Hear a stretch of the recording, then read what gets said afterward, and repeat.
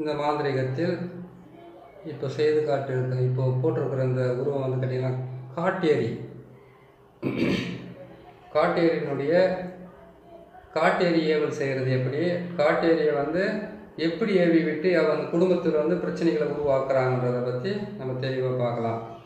இந்த காட்டேரி ஏவல் செய்கிறதுன்றதை வந்து பார்த்தீங்கன்னாக்கா இது எப்படி செய்வாங்க, எதுக்காக செய்கிறாங்கன்னு கேட்டிங்கனாக்கா, ஒரு குடும்பத்தில் வந்து கருவை அழிக்கிறதுக்காக. கருனாக்கா உடல் ஒரு பெண் வந்து கர்ப்பமாக இருக்காங்க, அந்த கருவை அழிக்கிறது, அந்த குடும்பத்தை அழிக்கிறது. அதுக்கப்புறம் பார்த்தீங்கன்னாக்கா அந்த குடும்பத்துக்குள்ளே வந்து ஏகப்பட்ட பிரச்சனைகளை பண்ணி அந்த வீட்டை விட்டு காலி பண்ணுறது.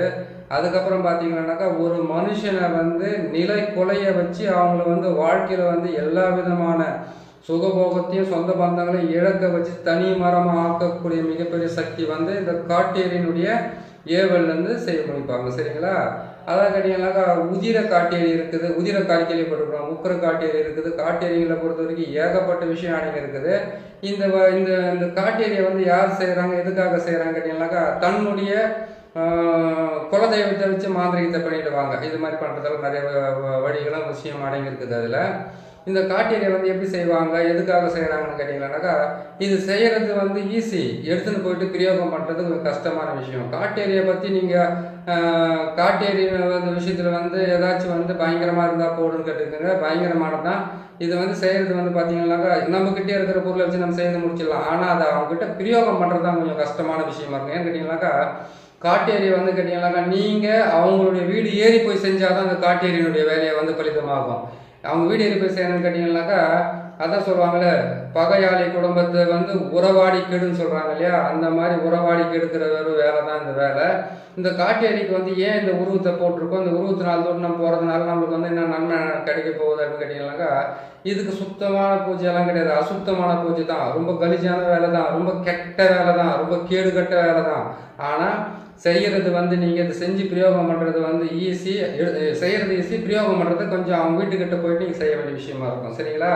இது எப்படி செய்யணும்னு கேட்டிங்கன்னாக்கா இந்த காட்டேரியினுடைய ஒருத்தரை வீட்டில் விட்டுட்டு அவங்களுக்கு வந்து பல வகையில் துன்பத்தை கொடுக்கணும்னு நினைக்கிறதா இருந்தாக்கா ஒன்று பரம்பரை எதிரியாக இருக்கணும். அப்படி இல்லைன்னு கேட்டிங்கன்னாக்கா பகைவன்லேயே வந்து முதல் பகைவனாக இருக்கணும். இவனால் தான் அவங்களால வந்து உங்கள் குடும்பத்தில் வந்து மிகப்பெரிய இழப்புகள் ஏற்பட்டிருக்கணும், வேதனைகள் ஏற்பட்டிருக்கணும், கஷ்டங்கள் ஏற்பட்டிருக்கணும், கவலை ஏற்பட்டிருக்கணும். அவங்களால வந்து மானம் போகிற அளவுக்கு வந்து பெரிய அவமானத்தை உருவாக்கி கொடுத்துருந்தாவோ, அப்படி இல்லைன்னு கேட்டிங்கன்னாக்கா இவங்களால வந்து உங்கள் குடும்பத்தில் வந்து விடாத கண்ணீரும் கஷ்டமும் துன்பமும் இருந்திருந்தாவோ, அப்படி இல்லைன்னு கேட்டிங்கன்னாக்கா ஏதாவது இவங்களால வந்து உயிரிழப்புகள் ஏற்பட்டிருந்தாவோ அப்போ தான் இது மேலே கையாக வைக்கணும். சரிங்களா? அந்த டைமில் கை வச்சிங்கன்னா தான் வேலை செய்யும். அதனால தான் வந்து குடும்பத்தையே குடும்பத்தையே வந்து ரணமாக எரி வைக்கிறது தான் அந்த காட்டேரியினுடைய சக்கரத்தையும் நான் மந்திர பிரயோகத்தை உங்களுக்கு நான் சொல்கிறேன். நீங்கள் கேட்டது தப்பு இல்லை. ஆனால் அது வந்து சும்மாவே அதாவது கேட்டிங்கன்னாக்கா வீட்டுங்களாண்ட முன்னெல்லாம் அந்த குழாக்கெல்லாம் சண்டை போட்டு சாப்பிடுவாங்க, குழா அடியில் சண்டை போட்டு சாப்பிடுவாங்க. அதுக்கப்புறம் பார்த்தீங்கன்னா எங்கே வேணாலும் போய்ட்டு யாராவது பிரச்சனை பண்ணிட்டு அவங்க மாட்டிக்கிட்டு இருக்காங்க இல்லையா, அதுக்கெல்லாம் யூஸ் பண்ணக்கூடாது, வாய் சண்டைக்கெல்லாம் யூஸ் பண்ணக்கூடாது. குடும்பத்தில் வந்து மற்றவங்களால் வந்து கலங்கப்படுற அளவுக்கு நீங்கள் துன்பப்பட்டு இருந்தால் அப்போ தான் நீங்கள் வந்து பிரயோகம் பண்ணி ஜெயிக்கிறதுக்கு உண்டான வழி செய்யணும். சரிங்களா? இதை செய்கிறது வந்து கேட்டிங்கன்னாக்கா நீங்கள் அவங்க வீட்டுக்கு போகிற மாதிரி தான் செய்ய முடியும். ஆளுங்களை வச்செல்லாம் எடுத்துகிட்டு போய் கொடுக்கலாம் கூடாது. அப்படியெல்லாம் நம்ம கொடுக்குற மாதிரி அதெல்லாம் செய்கிற மாதிரிலாம் இது கிடையவே கிடையாது. சரிங்க, இந்த காட்டேரியை வந்து நம்ம ஏவி விட்டு மற்றவங்களை அழிக்கிறதுக்காக சரி அந்த மாதிரி ஏவி விட்டு இருந்தாக்கா அதை வந்து நம்ம காப்பாற்றிக்கிறதுக்கும் அந்த வழின்றதை இன்னொரு பதிவில் நான் போட சொல்கிறேன். இதை காட்டேரி ஏவல் வந்து எப்படி செய்கிறாங்கன்றதை உங்களுக்கு நான் தெளிவாக சொல்லி கொடுத்துறேன். சரிங்களா? இந்த காட்டேரி ஏவல் வந்து செய்யணும் நீங்கள் கேட்டிங்கன்னாக்கா முதல்ல வந்து ஒரு தகடு எடுங்க, தகடு எடுத்து இந்த மாதிரி உருவத்தை ஒன்று வரைஞ்சிங்க. இந்த மாதிரி உருவத்தை வரைச்சிட்டு இதுக்கு கொம்பு கூட வைக்கலாம், நீங்கள் ஒன்றும் தப்பெல்லாம் கிடையாது. அந்த தகடை போட்டு வரைஞ்சிட்டு என்ன பண்ணீங்க கேட்டிங்கன்னாக்கா இந்த தகடியை வந்து கேட்டிங்கன்னாக்கா தொப்புள் குழியில் குத்த வேண்டியதாக இருக்கும். தகடு இந்த இதில் வந்து பார்த்தீங்கன்னாக்கா இந்த பெண் உருவத்தை நான் போட்டிருக்கிறேன், கொஞ்சம் விகாரமாக போட்டிருக்கேன், முகமெல்லாம் வந்து அங்கங்கே குத்துற மாதிரி. இதில் வந்து கேட்டிங்கன்னாக்கா நீங்கள் முள் குத்த வேண்டியதாக இருக்கும், ஊசி குத்த வேண்டியதாக இருக்கும். அந்த பெண் உருவத்தை வந்து தகட்டில் எழுதிட்டு அதை தொப்புள் வழியில் குத்திட்டு அதுக்கப்புறம் பார்த்தீங்கன்னாக்கா அதுக்கு மேலே நீங்கள் அந்த நான் சொல்கிற சில பொருட்களை எடுத்து நீங்கள் பொம்மை செய்து அந்த பொம்மையெல்லாம் வந்து அந்த பொம்மையுடைய முகத்தை சுற்றி இந்த மாதிரி தான் நீங்கள் ஊசி குத்த வேண்டியதாக இருக்கும். அப்படி குத்திட்டாவே போதும், ஆட்டோமேட்டிக்காக நீங்கள் செஞ்ச வேலையெல்லாம் வந்து பிரயோகம் ஆகிடும், அவங்க வீட்டில் நடக்கிறதுக்கு ஆரம்பிச்சிடும். சரிங்களா? இதுக்கு நீங்கள் எடுக்க வேண்டிய பொருட்கள் வந்து நான் சொன்ன மாதிரி வந்து தகடு எடுத்துட்டீங்க, தகட்டில் வந்து இது மாதிரி எழுதிட்டீங்க, எழுதி முடிச்சதுக்கப்புறம் வந்து இதுக்கு மேலே வந்து தலைமையில் வந்து ஓம் என்று எழுதுறதுனா இது பக்கம் பார்த்தீங்கன்னா கங் யங் ரங் நசி நசின்னு எழுதியிருக்கேன். புரியுதுங்களா? ஓம், அதுக்கப்புறம் பார்த்தீங்கன்னாக்கா அங்கேருந்து நான் இந்த பக்கம் பார்த்தீங்கன்னா கங் யங் ரங் நசி நசி, இந்த பக்கம் பார்த்தீங்கன்னாக்கா மங் சிங் வங் நசி நசின்னு போட்டிருக்கேன். இந்த பக்கத்தில் மங் சிங் வங் நசி நசின்னு போட்டிருக்கேன். அந்த பக்கம் வந்து பார்த்தீங்கன்னாக்கா கங் யங் ரங் நசி நசின்னு போட்டிருக்கேன். கரெக்டாக நீங்கள் இதை பார்த்து நீங்கள் செஞ்சுக்கலாம் அந்த வேலையில். சரிங்களா? இதை செஞ்சுக்கோங்க. இது செஞ்சு முடிச்சுட்டு இதுக்கு தேவையான பொருட்கள் வந்து இந்த தகட்டில் எழுதி வச்சுட்டீங்க. எழுதி வச்சுட்டு என்ன பண்ணீங்கன்னாக்கா மசன அதாவது மயானத்து சாம்பல் எடுத்துக்கணும், சாக்கடை மண் எடுத்துக்கணும், குழவன் மண் எடுத்துக்கணும். அதுக்கப்புறம் என்னக்கா இந்த குழியானன்னு சொல்லுவாங்க பார்த்தீங்களா, அந்த குழியானை வந்து 10 எடுத்துக்கணும். குழியானன்னு பார்த்தீங்களா வீட்டு பக்கத்துங்களில் சின்ன சின்ன பள்ளம் மாதிரி பண்ணிட்டு அது வந்து ஒரு சின்ன ஒரு பூச்சி மாதிரி இருக்கும், அந்த பூச்சி எடுத்துக்கணும். 10 பூச்சி எடுத்துக்கணும் தேவை குழியானை. அதை எடுத்துக்க என்ன பண்ணி கேட்டீங்கன்னாக்கா எந்த வீட்டுக்கு வந்து நீங்கள் பிரயோகம் பண்ணணும், அந்த வீட்டை வந்து நீங்கள் காலி பண்ண வைக்கணும், அந்த வீட்டை வந்து என்ன பண்ணி அந்த வீட்டுடைய வாசல் மண்ணோ இல்லாட்டி கேட்டீங்கன்னாக்கா அவங்க நடந்து போன மண்ணோ ஏதாச்சும் இருந்தால் ஒரு மண்ணை நீங்கள் எடுத்துங்க. சரிங்களா? அதுக்கப்புறம் கேட்டாக்கா நீர்க்குழி மண் எடுத்துக்கோங்க. இது மொத்தத்தையுமே ஒன்றா சேர்த்துட்டு என்ன பண்ணிக்கிறீங்கன்னாக்கா ஒரு மண் அது சாக்கடை மண், அதுக்கப்புறம் கேட்டீங்கன்னா மயான சாலை இதெல்லாம் எடுத்துட்டு என்ன பண்ணீங்கன்னு கேட்டீங்கன்னாக்கா ஒரு பொம்மை மாதிரி செய்யுங்க. அந்த பொம்மை மாதிரி செய்துட்டு என்ன பண்ணீங்கன்னாக்கா இதை வந்து இந்த பொம்மையை நீங்கள் வரைஞ்சி வச்சிருக்கு இல்லையா, இந்த பொம்மையை வந்து நீங்கள் தகுதியில் வரைகிறீங்களா, இதில் வந்து என்ன பண்ணாக்கா அந்த குடும்பத்தினுடைய மொத்த பேரையுமே நீங்கள் அதில் எழுதிடுங்க. எழுதிட்டு என்ன பண்ணுறீங்கன்னு கேட்டீங்கன்னாக்கா அவங்களுடைய பேர், அவங்களுடைய வம்சம், அவங்களுடைய குலதெய்வம், இதை மொத்தத்து பேருமே எழுதிடுங்க. எழுதிட்டு என்ன பண்ணுறேன்னு கேட்டீங்கன்னாக்கா நீங்கள் இதில் வந்து என்ன பண்ணீங்கன்னாக்கா கருவேல முள்ளெல்லாம் நீங்கள் குத்திடலாம். அப்படி இல்லைன்னு கேட்டிங்கன்னாக்கா நம்ம கருவேல முள் தான் பெஸ்ட்டு இருக்குது. எட்டி முள்ளெல்லாம் தேடிட்டு இருக்க முடியாது. கருவேலன்றது எங்கே வேணாலும் கிடக்கா, அது நீங்கள் எடுத்து நீங்கள் தாராளமாக அதை நீங்கள் பிட்ட தைலமான விஷமுடி தைலமாக சேர்த்து என்ன பண்ணுங்கள் முகத்தில் குத்துற மாதிரி வந்து மொத்த முகத்தில் குத்துறீங்க. முகத்தில் மட்டும்தான் குத்தணும், இடுப்பு கை காலெல்லாம் குத்தக்கூடாது. அதுக்கெல்லாம் வந்து நீங்கள் இந்த அச்சாரம் போட்டுருங்க பார்த்தீங்கன்னா அந்த அச்சாரத்தை கரெக்டாக போட்டுட்டீங்களா அதை தொப்புள் குழியில் குத்தி விட்டுருங்க. தொப்புள் குழியில் குத்தி விட்டுட்டு இது எல்லாத்தையும் செய்துட்டு இதுக்கு வந்து இது நீங்கள் செய்ய வேண்டியது வந்து கேட்டிங்கன்னாக்கா இதுக்கு எல்லாத்தையும் செய்துட்டீங்க. இதை வந்து எழுதிட்டு அந்த தொப்புள் கோயில குத்திடுவீங்க. குத்திட்டு என்ன பண்ணுறீங்கன்னு கேட்டிங்கன்னாக்கா முதல் நாள் இது செய்து முடிச்ச உடனே அன்றைக்கி பிரயோகம் பண்ணக்கூடாது. இதுக்கு வந்து கேட்டிங்கன்னாக்கா பச்சைக்கறி, கோழிக்கறி பச்சைக்கறி எடுத்துக்கோங்க. அதுக்கப்புறம் கேட்டிங்கன்னா கல் வந்து 1 லிட்டர் வாங்கிக்கோங்க. சரி, கல் கிடைக்காதுன்றத வந்து மதுபானத்தில் எதனால் எடுத்து யூஸ் பண்ணிங்க. எடுத்துட்டு அப்படி கருவாடம் எடுத்துக்கணும். அதோட வந்து காஞ்ச மிளகாயை வந்து ஒரு 8 மிளகா எடுத்துக்கணும். இதையும் மொத்தத்தையும் எடுத்து என்ன பண்ணுறீங்கன்னு கேட்டிங்கன்னாக்கா கருவாடு, காஞ்ச மிளகா, அதுக்கப்புறம் கேட்டிங்கன்னாக்கா இந்த அந்த பொம்மையை சேர்த்துட்டீங்க இல்லையா, அதுக்கப்புறம் கற்பூரம் எடுத்துங்க. கற்பூரமெல்லாம் எடுத்துட்டு என்ன பண்ணுறீங்கன்னு கேட்டிங்கன்னாக்கா கல்லோ நீங்கள் மதுபானம் வேறு எதுவாக இருந்தாலும் பரவாயில்ல, அதை வந்து என்ன பண்ணீங்கன்னாக்கா அது மேலேயே ஊற்றிடணும். அந்த பொம்மை மேலேயே ஊற்றிட்டு என்ன பண்ணீங்கன்னா அது மேலே வந்து அந்த காஞ்ச மிளகாயும் அதுக்கப்புறம் கருவாடையும் அது மேலே வச்சுட்டு கற்பூரத்தை நிறையா போட்டு மொத்தத்தையும் நீங்கள் கொளுத்துங்க. அந்த பொம்மையை எரிக்கணும். அது எரிச்சு முடிச்சுட்டு அதுக்கப்புறம் என்ன பண்ணீங்கன்னு கேட்டிங்கன்னாக்கா முதல் நாள் அன்றைக்கி எரிச்சிட்டிங்க. இது எரிச்சிட்டு என்ன பண்ணாக்கா அவங்க வீடு எந்த வீட்டுக்கு நீங்கள் வந்து இந்த ஏவல் விட போகிறீங்களோ, எந்த வீட்டுக்கு இந்த சேவனை செய்ய போகிறீங்களோ அவங்க வீட்டுக்கு வந்து மேற்கு பக்கத்தில் கொண்டு போயிட்டு நீங்கள் இதுக்கு வந்து என்ன பண்ணீங்கன்னு கேட்டிங்கன்னாக்கா அந்த மதுபானத்தை இன்னும் கொஞ்சம் ஊற்றிட்டு அங்கே வச்சுட்டு வந்துடணும். நீங்கள் பொச்சி வச்சுட்டு வரலாம். மறுநாள் என்ன பண்ணீங்கன்னா மறுநாள் போயிட்டு என்ன பண்ணீங்கன்னு கேட்டிங்கன்னாக்கா ஒரு கருங்கோழியோ செங்கோழியோ ஏதாச்சும் ஒரு கோழி, கருப்பாக இருக்கணும் சிவப்பாக இருக்கணும், நாட்டுக்கோழியாக தான் இருக்கும், அந்த கோழியினுடைய ரத்தத்தை மட்டும் போய் கொடுத்துட்டு நீங்கள் அன்றைக்கி என்ன பண்ணீங்கன்னா அந்த காஞ்ச மிளகா அதுக்கப்புறம் கருவாடு இதெல்லாம் மொத்தத்தை சேர்த்து கருப்பு போட்டு கொத்திட்டு வந்துடுங்க. அதுக்கு ஆகாரம் கொடுக்கணும் நீங்கள்.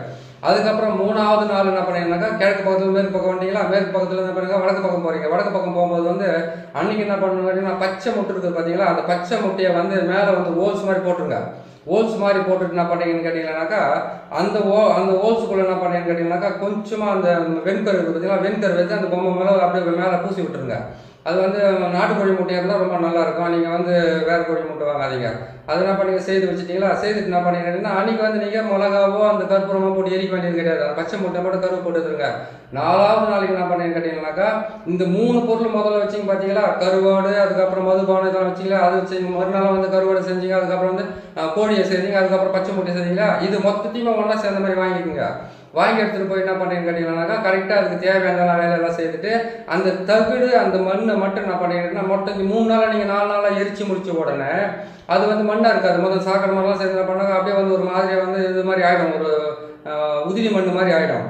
அது கொண்டு போய் என்ன பண்ணாக்கா உங்களுக்கு வந்து பரம்பரை விரோதியும் சொல்லக்கூடியவங்களுடைய வீடு வாசலோ வீடோ எங்கே வேணா போட்டு அந்த தகுடை மட்டும் அவங்க வீட்டில் படுற மாதிரி புதைக்கிறீங்களோ தூக்கி போகிறீங்களோ இதை மட்டும் நீங்கள் செய்துட்டு வந்துட்டீங்கன்னாக்கா அந்த வீடு நீங்கள் அவங்க மட்டும் இல்லை, நீங்களே போய் நீங்கள் அந்த வீட்டில் இருந்தாலும் அவங்கள வந்து காப்பாற்றுறதுக்கு அவ்வளோ சீக்கிரத்தில் முடியாது. சரிங்களா?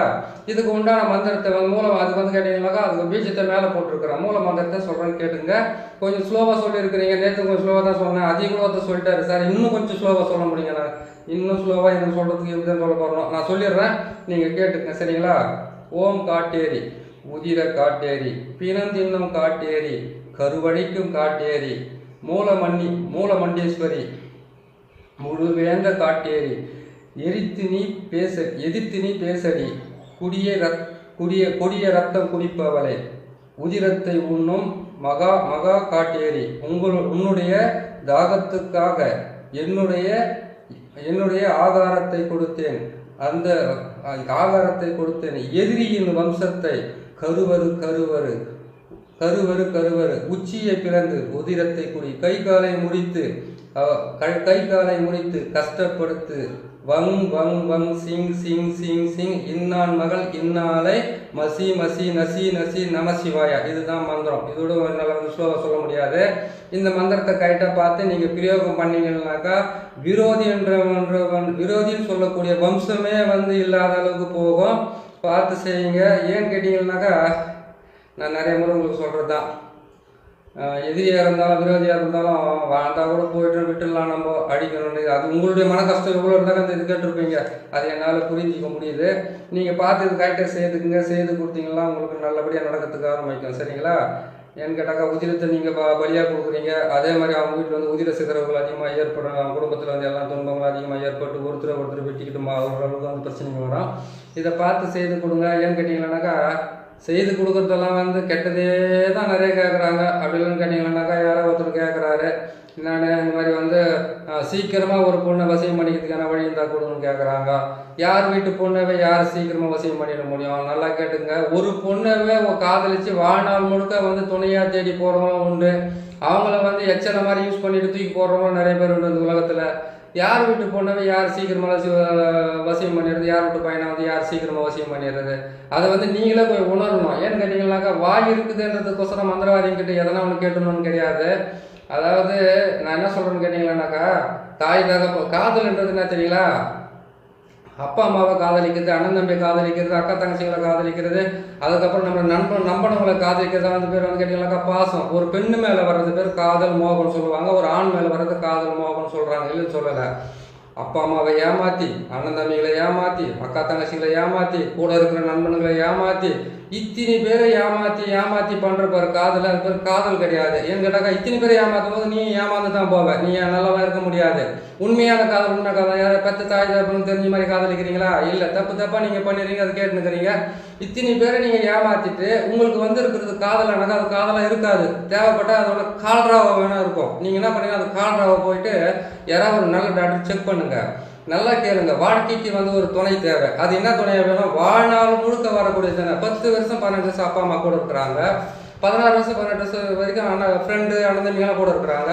ஆனால் அந்த 20 வயசுக்கு அப்புறம் வந்து வாழ்நாள் முழுக்க ஒரு துணையை நீ தேடிக்கிட்டு இருக்க. வாழ்நாள் முழுக்க அதை கேட்டீங்கன்னாக்கா நீ உன் வாழ்க்கை சொர்க்கமாகிறதும் நரகமாகிறதும் வரக்கூடிய கணவனாவோ வரக்கூடிய மனைவியாவோ தான் கிடைக்கக்கூடியது வந்து ஒரு மிகப்பெரிய ஒரு உறவு. அந்த உறவை வந்து தேர்ந்தெடுத்து இவங்களோட வாழ்ந்தா நல்லா இருக்கும். இன்னும் கனவு கண்டு கலைஞ்சி போகிற மாதிரியே காதலை பற்றி பேசினாக்கா நல்லாவா இருக்கும்? சொல்லுங்க பார்க்கலாம். அதனால் நான் என்ன சொல்கிறேன் கேட்டிங்கன்னாக்கா ஈஸியாக வருதுன்றது எதையும் கேட்டுறாதீங்க. நாங்களும் ரிஸ்க் எடுத்து செஞ்சு கொடுக்கணும். ஆனால் வந்து வாழ்க்கை துணையை தேர்ந்தெடுத்து நீங்களே பாதி % தேடி கரெக்டாக பாருங்கள். ஏன்னு கேட்டிங்கன்னா பார்த்த உடனே வர்றதுக்கு பேர் காதலும் கிடையாது. எல்லாம் காதலிச்சிங்களா நிம்மதியாக வாழ்ந்ததும் கிடையாது. காதலிச்சு வாழ்ந்தோம்னு சொல்ல போனாக்கா கோடியில் ஒருத்தனும் லட்சத்தில் ஒருத்தனும் சொல்லுவோம். மற்றவங்க எல்லாமே சண்டை போட்டுக்கணும் பிரச்சனை தான் கழிச்சு போயிருக்கிறாங்க. சரிங்க, உங்களுக்கு சொல்ல வேண்டியது நான் நல்லது சொல்கிறேன். ஏன்னு கேட்டிங்கனாக்கா காதலில் வந்து ஈஸியாக வெற்றி பெறதெல்லாம் சாதாரண விஷயங்கள். ஈஸியாக நீ வெற்றி பெறனாக்கா ஈஸியாக நீ பிரிஞ்சு போகணும்னு அர்த்தம். கொஞ்சம் பொறுமையாக பார்த்து கடைப்பிடிங்க. அதனால தான் வந்து விவேகம் அல்லன்னு சொல்லியிருக்காங்க. கரெக்டாக பார்த்து செய்யுங்க, நல்லது செய்யுங்க, நல்லபடியாக செய்யுங்க. இன்னொரு நல்ல பதிவில் நான் சந்திக்கிறேன். நான் போகிற பதிவுகளால் ரொம்ப பிடிச்சிருக்குன்னு உங்களுக்கு நான் நம்புகிறேன். ஏன்னு கேட்டிங்கனாக்கா மூச்சு வந்து திணற நம்ம பேசுகிறோம். அதனால் சொல்லிட்டு வந்து தேடி நல்லதை நீ கேட்குறீங்க, நானும் போட்டு விட்றேன். பாருங்கள், நல்லபடியாக பார்த்துட்டு நம்ம சேனலை வந்து சப்ஸ்கிரைப் பண்ணுங்கள், லைக் பண்ணுங்கள், ஷேர் பண்ணுங்கள். இன்னொரு நல்ல பதிவில் உங்களை நான் சீக்கிரமாக சந்திக்கிறேன். நீங்கள்லாம் கேட்டுருக்குறீங்க, இன்னும் நிறைய கேட்டு நிறைய இருக்குது, ஒன்றா போட்டு கொடுக்குறோம்.